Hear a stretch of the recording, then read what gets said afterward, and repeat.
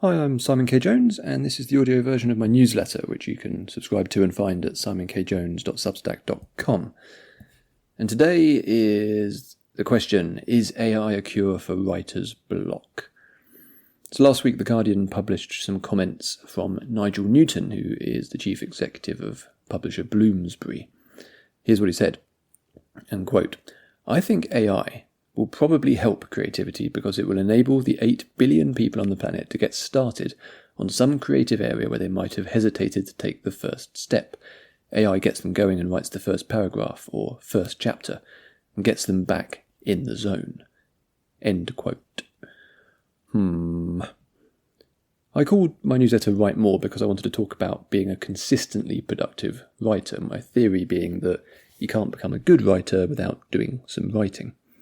A lot of writing advice, courses, degrees, and so on are rightly about improving the quality of your writing, and what I try to do is help with the step just before that. There are all sorts of ways of writing more. For me, it means publishing serial fiction and having that weekly deadline to hit. It works for my brain, but it won't be a fix for everyone, so anything that gets people writing is a good thing, right? It's exactly what I'm always banging on about.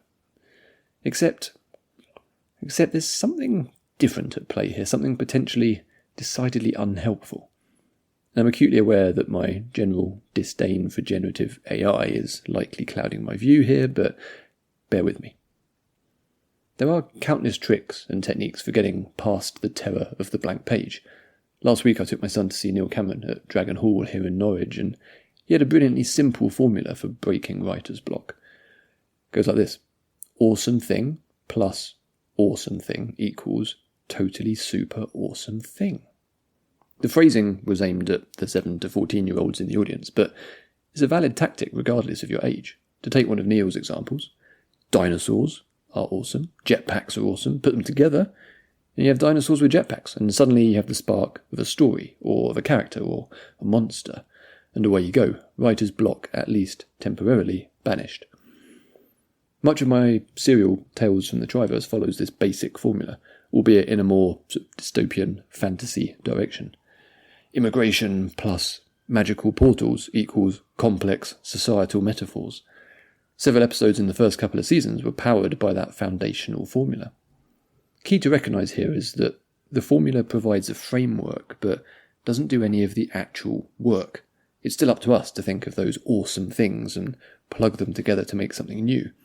The idea remains very much ours. The process is still driven by the writer or artist. Back to Nigel Newton's idea that AI can help with writer's block, that it could write the first paragraph or the first chapter to help you get started, get rid of the blank page and use AI as a sort of jump start. It sounds reasonable on the surface. There's a logical problem inherent to the suggestion though. If you have AI write a paragraph, then a chapter, why not keep going and have it write the entire book? That's the inevitable direction of travel, the unavoidable temptation. Neil Cameron's awesome thing plus awesome thing formula is never going to stray into writing the book for you. That's never a risk. Using AI to overcome the blank page opens the door to AI always being the fix.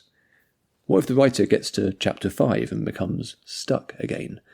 Do they solve the narrative problems, figuring out creative solutions, or do they turn again to generative AI to help them out of the hole?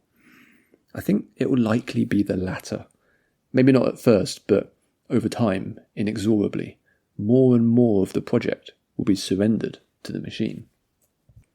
Using AI to get past the difficult bits of writing means that you're never actually learning how to solve those problems yourself. You're never improving as a writer. The blank page remains as terrifying as ever, and if one day generative AI was unavailable, you'd be as lost as you ever were. Other techniques for overcoming writer's block are designed so that eventually you won't need to use them. That's the point.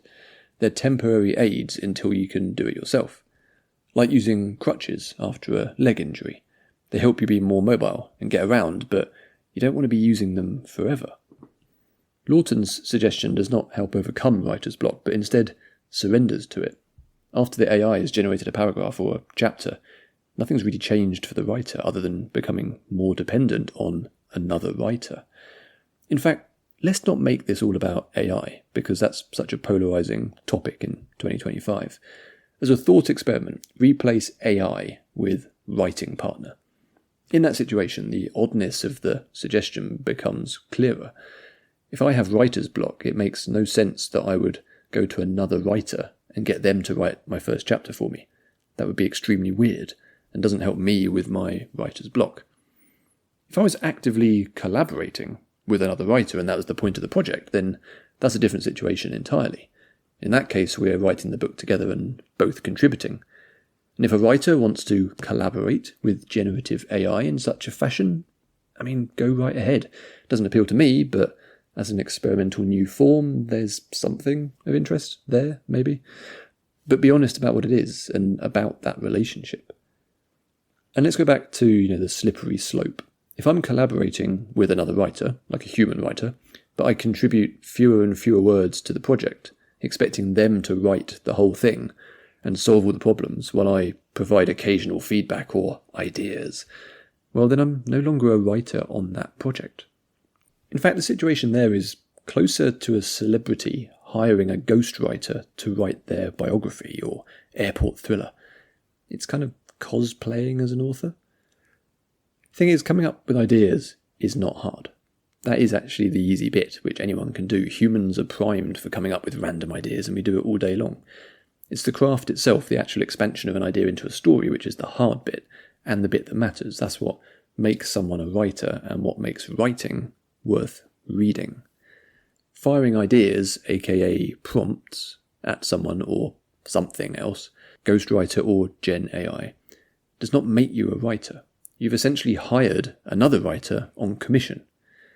And again, I'm not trying to be gatekeepery here. If you want to hire a ghostwriter and have them write your biography, that's fine. If you want to replace ghostwriter with ChatGPT, go right ahead, but call it what it is. Rewinding a bit, let's take Newton at face value for a moment. What is the best case scenario here? Let's suppose a writer does get ChatGPT to write the first chapter of a book, and then the writer takes it from there. They are very disciplined and never ask ChatGPT to write any more of that novel. What happens next? My concern is that they wouldn't be sufficiently invested in the text. Writing a book is difficult and time-consuming, and it's essential that the writer remains excited and committed throughout. I write my own stories based on my own ideas because writing a story based on someone else's idea doesn't really appeal. I'd get bored and wouldn't be properly invested. And if the writer isn't engaged in the story, why would readers be? There are exceptions, and they tend to involve money.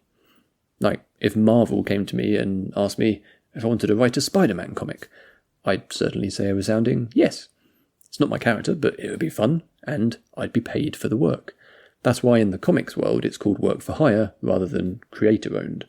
Same goes for ghostwriting a celebrity novel. Being a ghostwriter is a perfectly respectable job.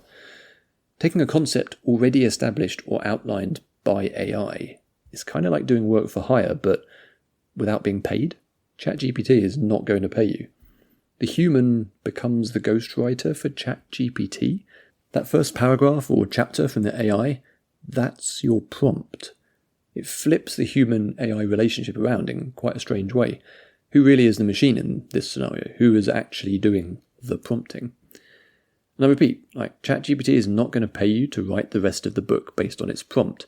And without that financial motivation, there will likely come a point where the human writer just drifts away. It won't be worth it. There's no investment, financially or creatively, because it's not their project. Even if a book is produced at the end of the process, at best, the writer has sidestepped writer's block. Nothing has been resolved, and those root issues of lack of confidence, unhealthy perfectionism, or whatever it is, a myriad of other issues remain. There's nothing wrong with prompts, of course. Prompts have been useful writing exercises for decades and can be very useful. But despite sharing the same word, traditional writing prompts are performing a different function to AI prompts. A traditional writing prompt is never going to go and write the thing for you. Anyway, I don't write this newsletter to simply complain about things, so let's wrap this up with some useful suggestions. Here are some techniques I've used over the years to get over the hump and avoid the unflinching stare of the blank page. 1. Neil's awesome thing plus awesome thing equals totally awesome thing is a banger, and I've used variants of that unconsciously for decades. Feel free to replace awesome with awful, or funny, or scary, and so on. 2. Pick up a newspaper, magazine, or newsy website and browse the lesser-known articles. Away from the headlines that everyone knows about, you'll bump into all sorts of mad stories from the real world. By the time you're done, they will have sparked even more ideas for you to develop. 3. If you're mid-project but don't know how to start a writing session, zoom in on a character's sensory experience. Forget about complex stuff like dialogue, character development, themes, plot, and simply roll around in their momentary experience. What can they smell? What are they seeing and hearing? Are they hot? Cold? By the time you've explored that, you'll be in the zone. 4. Sometimes it's difficult to get the actual words down, and that's okay. Don't stress about it. Instead of writing the actual pages, instead work on developing plot, or character arcs, or world building. Grab a notebook and plan out what's coming up in the story. It's all progress, even if you don't increase your word count. And 5. Use writing prompts, of the sort that won't write the text itself. Naomi Alderman is sharing prompts over on Notes, which are worth checking out. 6. Set your targets really low. Sounds weird and counterintuitive, but think small. Don't sit down expecting to write 4,000 words, as it will only stress you out. Instead, settle for 100 words, or a single sentence. Relax. Enjoy whatever you can manage, even if it's small steps. Chances are, by removing the pressure, you'll then more easily settle into a writing session, and will end up writing a lot more than you intended. 7. Change your writing environment. It could be that you're struggling to concentrate because of your surroundings. Is there a quieter room in the house? Or maybe you need to get out of the house altogether and go write in a cafe or park or library. If you've been working at your desk for 8 hours on the day job, you might not want to spend another 2 hours in the same spot writing your own stuff. And 8. Consider publishing early. I write and publish my serial as I go, partly because it keeps me consistent. That weekly deadline helps me be more productive and avoid procrastinating.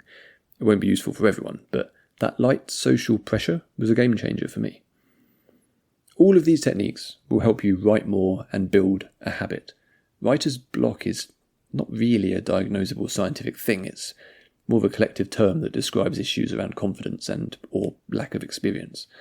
Working at the craft is the best way to resolve it. The more you write, the easier it is to write. But it does have to be you doing the writing.